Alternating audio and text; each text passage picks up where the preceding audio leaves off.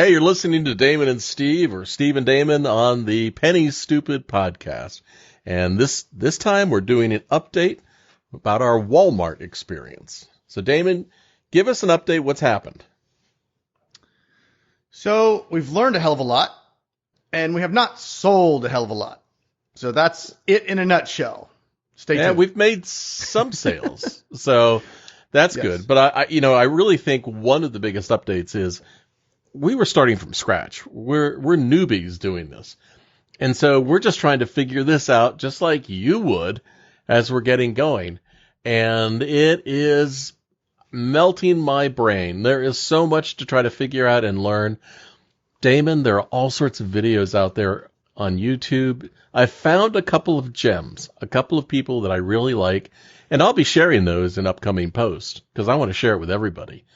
But most of the stuff out there, it's impossible to get through. They're all teasers to sell you something. So I'm struggling. Yeah, and she's right. We're brand new. Like I walked into Walmart without even the intention of buying anything. I had a little honey-do list that, a couple items that I went in, and I just found this massive clearance aisle all of a sudden in Walmart. And I downloaded the eBay app right there and was like, hey, I could try flipping some of this stuff. And then I got home, and before I knew it, I had $300 of stuff, and it was all over my wife's dining room table. I called Steve the next day and said, hey, I think we should try flipping stuff and see if we can make any money. So that's kind of how it started. But we haven't taken any courses. I mean, the most research we've done, well, up to that point, was we'd seen the ads and the videos like probably Right. a lot of you have. It's easy. Yeah, and it's like, make $250,000 a year and just buy stuff. So yeah, we just went hog wild with it, and we're 30 days in. Steve's doing a lot more of the research because that's boring crap to me, and we're learning a lot. But so far, Steve, you mentioned we have sold a couple things. So we have. Yes. We've sold technically 2 different items. One was a Ford Bronco remote control car, but I sold that on Facebook Marketplace, local. Yeah. I did not sell that. What? That's a great example, though, because once we did the research, if we had known then what we know now, you probably never would have bought the thing. Because what we found out was it was going to be a money loser if we sold it online. Well, it was massive. It was a big remote control car, and it was going to cost, we were going to lose all our profit in shipping and Facebook fees, or Amazon fees. Amazon fees. I mean, the damn thing weighed 8 pounds. So shipping was expensive.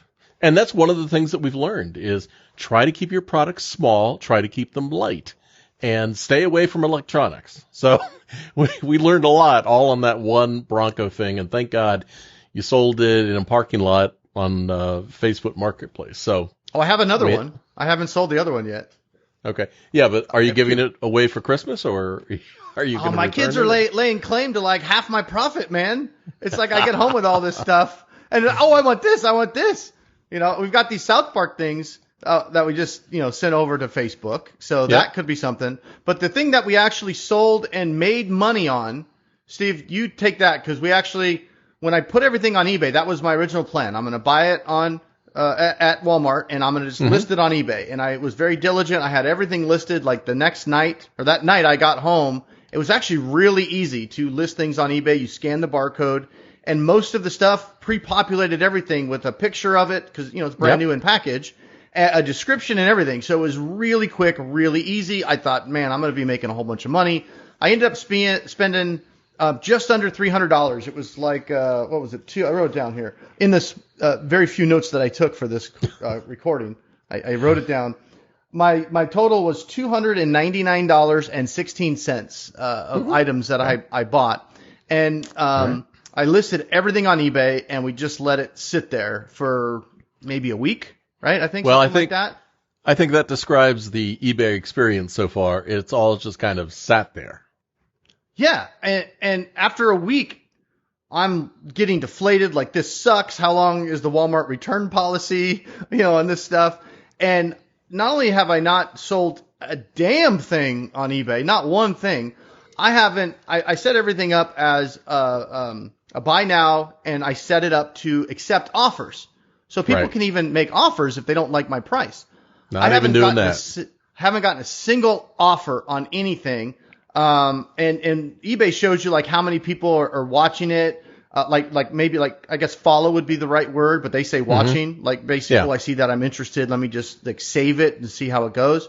I have like maybe one or two people watching one or two of the items, and some of the items have 0 views. Like nobody's ever even seen them. So I'm sure maybe there's a trick to that to like get eBay to show it to somebody, but I don't know how I can sell something if nobody's ever seen it. Maybe nobody's searching for it.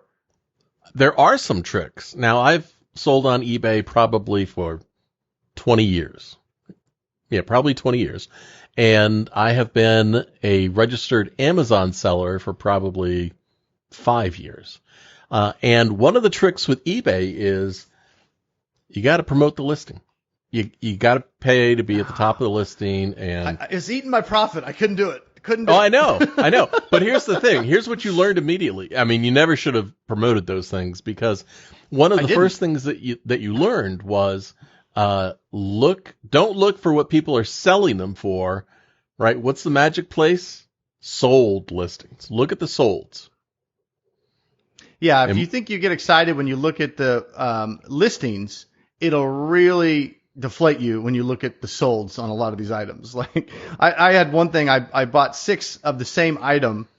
It was on clearance for $9, and it was a $27 He-Man toy, and I thought I was going to clean up. I bought them all, and then after I bought all that stuff, I learned how to check the sold section of eBay, and I saw there's guys that can't even sell them for 99 cents. They got an auction at 99 cents starting bid.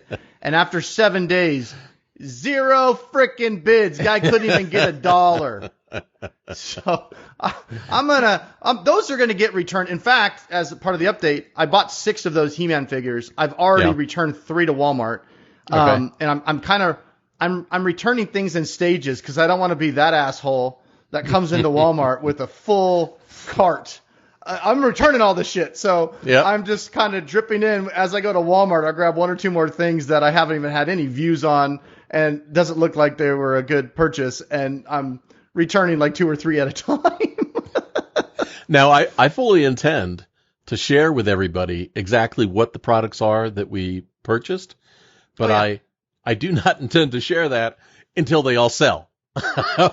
We don't need any more competition on Amazon for things that we're listing until they're sold. But one of the things, Steve, I don't think the 2 people that see this video are going to be a competition with us. I mean, it's not like this is getting out there. Hey, I'm just stating what my policy is. 7 subscribers on YouTube, baby. 7. All right. Well, hey, I don't need five competitors. I'm working hard to move this stuff. Your wife, we only have my 1 more wife, to sell. Me and you. That's 4 of the subscribers, probably. Probably. Wait till you see the list of email subscribers to the site. I think I subscribed you. Yeah, I subscribed you today. You did, because I had to confirm that, and I went, "How did this happen?" Oh, Steve must have subscribed. Yeah, I did it. So I verified it, so we're good. One of the things that we've learned. Well, thank God, and everybody should go to the site pennystupid.com.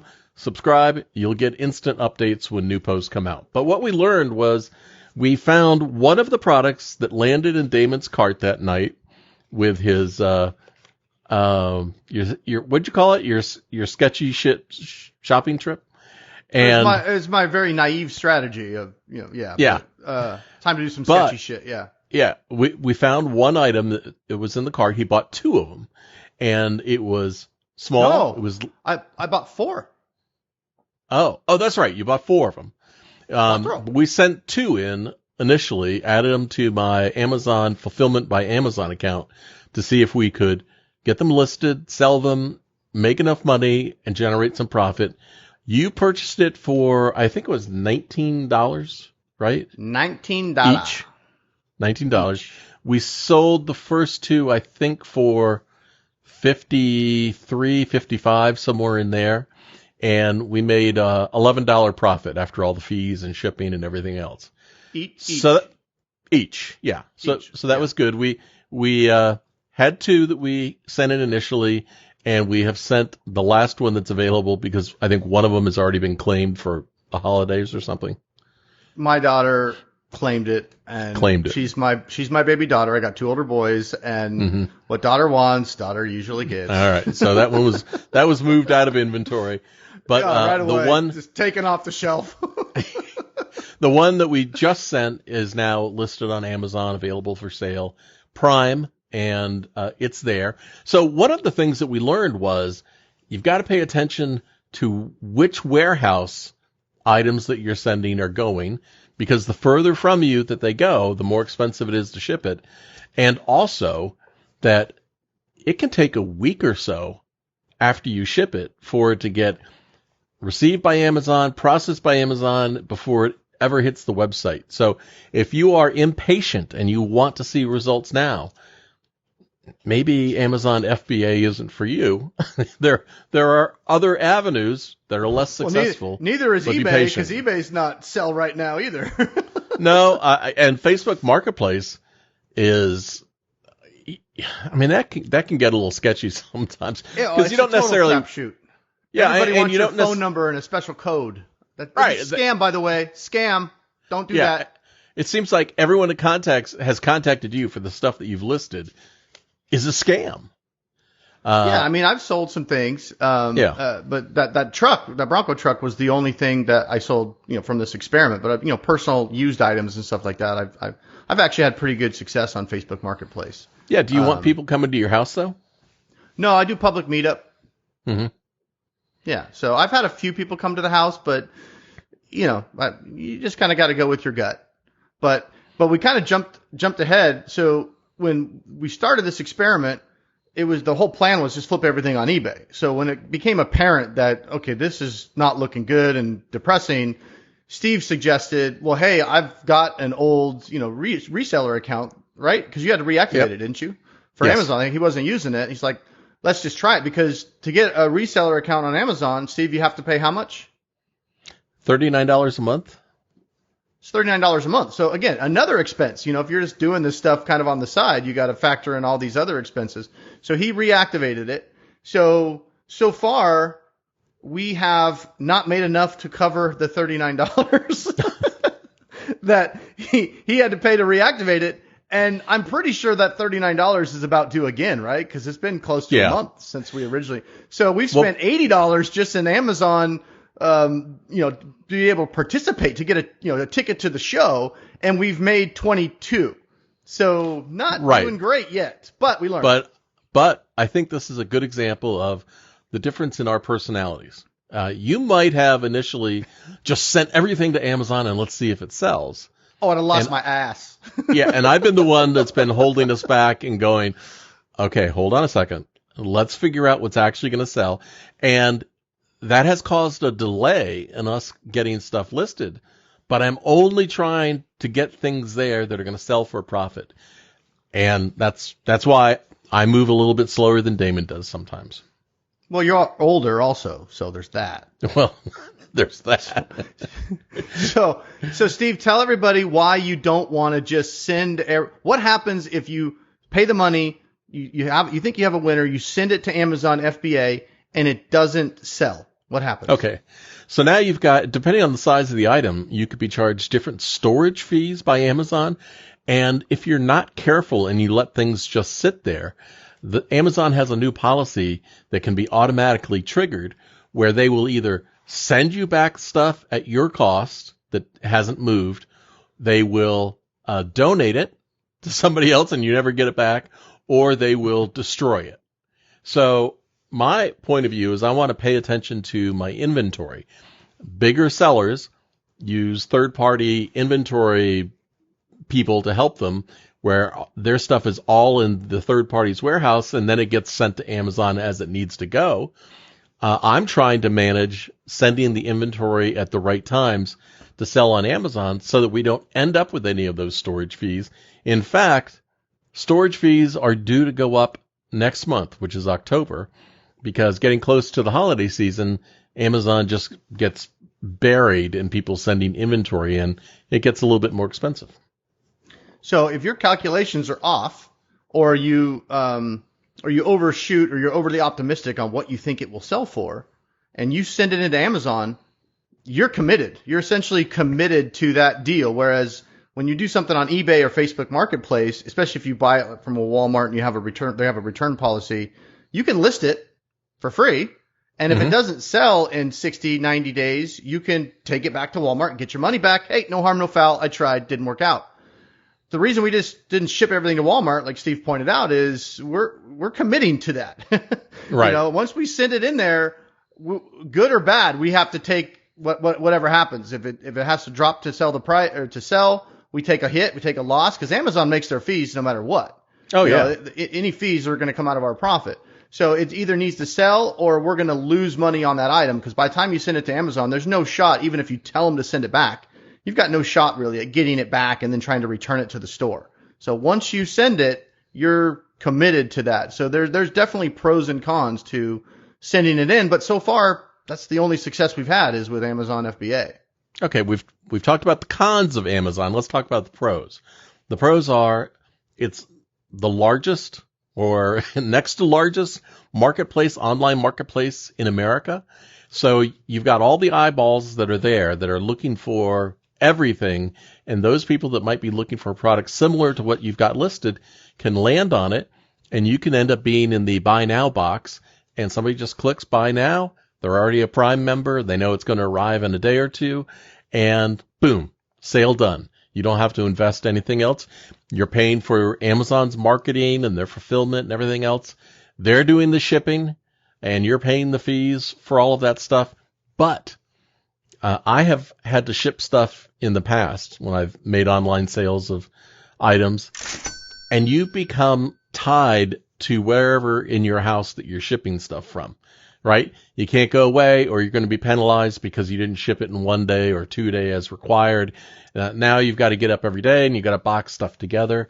UPS doesn't automatically come around. You have to pay for them to come pick stuff up unless you have a corporate account and you're paying money. The post office can come pick stuff up, but they have lost so much stuff that I have sent that I've refused to use the post office anymore. And it is complicated. So while we're paying fees at Amazon, we're getting some benefits out of it. Yeah. I love Amazon, you know, based on looking at eBay, looking at Facebook Marketplace. If you're going to look at this as a business, and to me, and again, this is just early on here, so I've got a lot more to learn, but my biggest takeaways was if you're going to like do this, you need to be looking at how do I do volume, because most of these things you're only making $5, $3, and some things you're going to lose money if you're wrong. I mean, you know, this is a little bit of a guessing game, you know, on some things. So, but with Amazon, it's super convenient. You need to do volume, and you need to have it as automated as possible. Yes. To make it, in my opinion, make it a viable thing to be able to do, because you can't just be spending hours and hours and hours a day, you know, shopping for things, you know, inventorying them at your house, listing them, having to sell. Like Steve said, you become a slave to that very quickly. And if you're only making a couple of bucks per item in many of these cases, you got to sell a shit ton of stuff in a year, you know, to have a viable business there. So you really have to do volume, and you really have to automate it if you're planning on making this like a full-time gig that you can support a family on. Here's something that you learned, Damon, through this process is you learned that buy now box, what we call the buy box, doesn't always have the cheapest price, right? You didn't know that before. You go to an item and you just click buy now, but if you go down, there are other Amazon sellers that have a lower price. They're just not in the buy now box. The biggest thing for me, the paradigm shift, as a consumer, I was always of the mindset, oh, Amazon's going to be the cheapest. So whatever I see in the store, I'm going to go to Amazon and I'm going to buy it. And just in my mind, I don't know where it came from, but it was always like, if it's on Amazon, it's the cheapest. And now that we're on the other side, you know, the backside of this coin from a seller standpoint, and we're seeing seeing these markups, it was just like, you know, just blew my mind basically that it was like, holy shit, there is so much markup on a lot of these Amazon products that I feel like I've been getting ripped off all these years because I just assumed that I was getting the lowest price, you know, like tell them about that South Park thing that we just sent in. Yeah. So you picked those up for $5 each, I think. $5. Yeah. And as of last week, the sale price on Amazon was about $70. Right now, we got some bastard that's undercut us and listing for $28.99. But as soon as his inventory goes, we'll be the next one up at $65. Yeah, I have about 4 of these things, and they're just little cheap. I'm not going to explain exactly what they are, but they're not worth $70. I mean, No. they might be worth $5. I wouldn't even pay $28 for the thing. But they were going to go back to the store. My oldest son wanted one of them, but they were going to go back to the store otherwise, and because they were not selling on eBay, no clicks, no nothing. And then I think I happened to randomly look on the app, the Amazon seller app that you showed me. Yeah. And I scanned it in, and somehow we missed it on the first scan because initially we sat down when we decided to do those doll things with FBA. Oh, but wait. All the other stuff. The first experience that we had trying to figure out what stuff was, I mean, just getting used to the Amazon app or trying to figure out pricing and all that was Comedy Central because you were taking pictures of barcodes and sending them to me, and then I was scanning them with my phone and trying to find things. But now we've kind of upped our game a little bit. We're getting a little bit more professional. Well, a little, because when we sold those doll things, Amazon snaked in another fee that we didn't even know about until after we sold it, and our profit was almost half of what I expected our profit to be because of that other the referral fee. Tell them about that. That just showed up. We're like, where's the rest of our money, Amazon? Well, you have Amazon fulfillment fees and Amazon referral fees. In some places, it shows total Amazon fees with those things together, but in other places, they're separate, and you've got to pay attention. So we know it now. I'm sure everybody who starts selling stuff on Amazon has got some initial horror stories where they've lost money. But here is why it's important to ride with us as we figure this all out.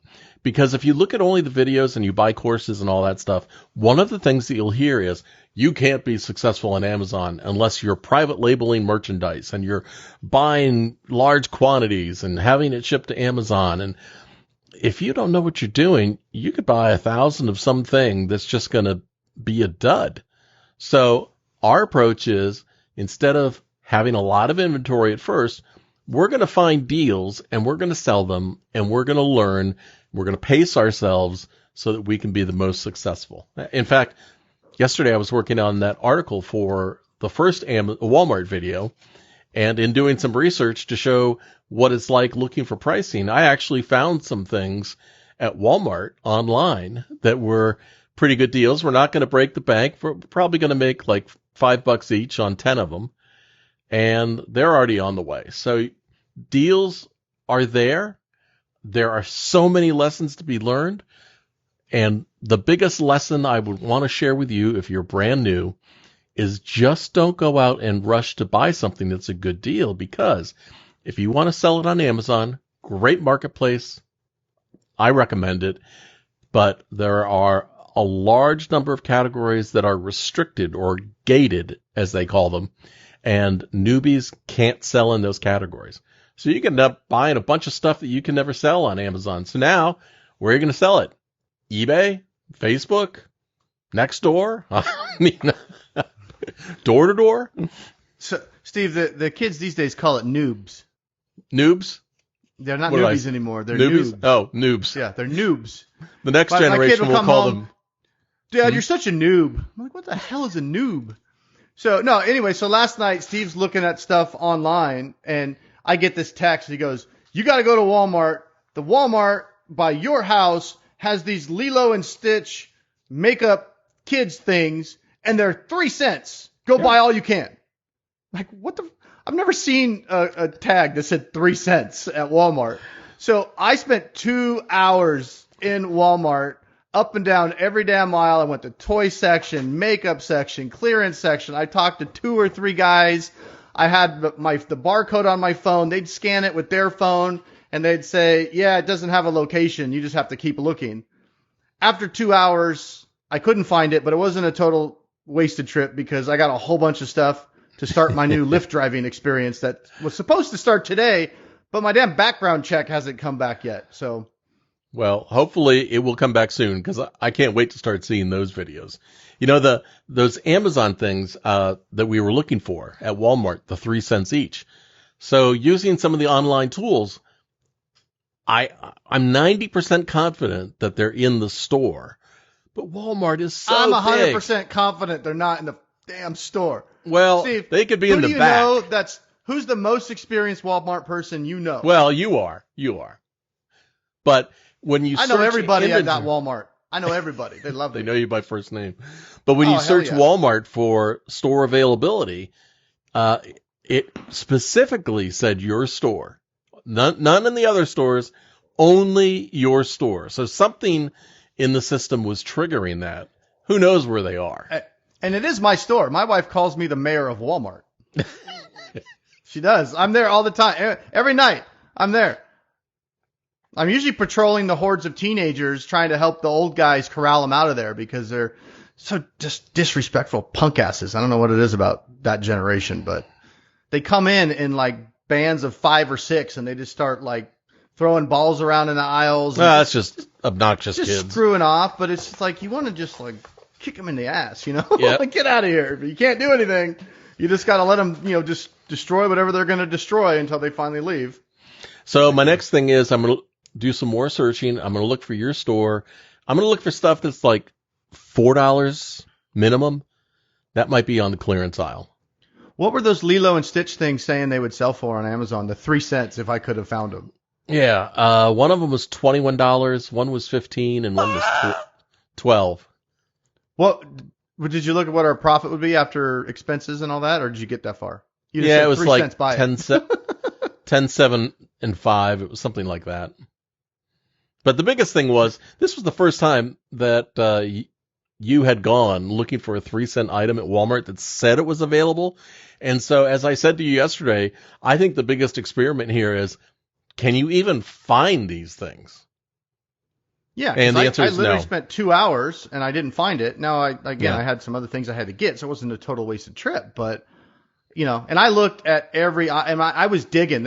If Walmart security cameras were on me, I'm sure they were tracking me because my shopping made no sense. The patterns and the things I was doing in that store. I probably looked like a creeper. I was hanging out in the girls' doll section, back and forth with the cart. With your phone?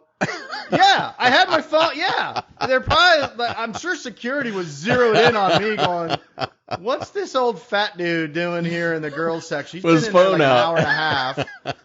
Yeah, he's going back and forth. He's not really buying anything. What's this guy doing in here? So. All right. That was my I experience. think we updated all the Walmart stuff. No, I got sidetracked like I often do, and I never Squirrel. finished the South Park story. Yeah. Okay. So we had these things. We thought they were total duds. They weren't selling. All of a sudden, boom, someone's selling them for $70 on Amazon. So I boxed up those 4. We sent them to Amazon, and we've been waiting, what 2 weeks now? We're Yeah, still I don't waiting even- for them to get listed. Let me By check Amazon. right now. Amazon had them registered, in process, was shipping. I'm not sure that they've even received them yet. Yeah, and this was 2 weeks ago I sent them in. So Yeah. it does take a while. But this is why I say once you send them to Amazon, you're committed. So, I spent $20 buying those 4 little South Park things. We spent $5 or $6 mailing it to Amazon. So if they don't sell and I just tell Amazon to just get rid of them because I'm not going to keep paying storage fees, then I'm out $25. So, even if you get some profit on some things, if you were losing money on other things, it's just I would lose more money on those South Park items than we profited on those doll things. So, Yeah, and here's the thing, that because there's a delay, if it says it's selling for $70, you want to get those things in and online right now. Yeah. Because in our case, somebody dropped the price to $28 during this whole shipping and processing phase. they crossed the picket line. Bastards! They're dead to me. Scabs. So All right. I think does that give us all? Let me check my notes. Very, very long notes that talk about learning curve, lots of time. You'd have to do volume. That's all the notes I got. All right. That's it. All right. Well, let's say goodbye for this update, and we'll do another one very soon. Damon, see ya. Peace.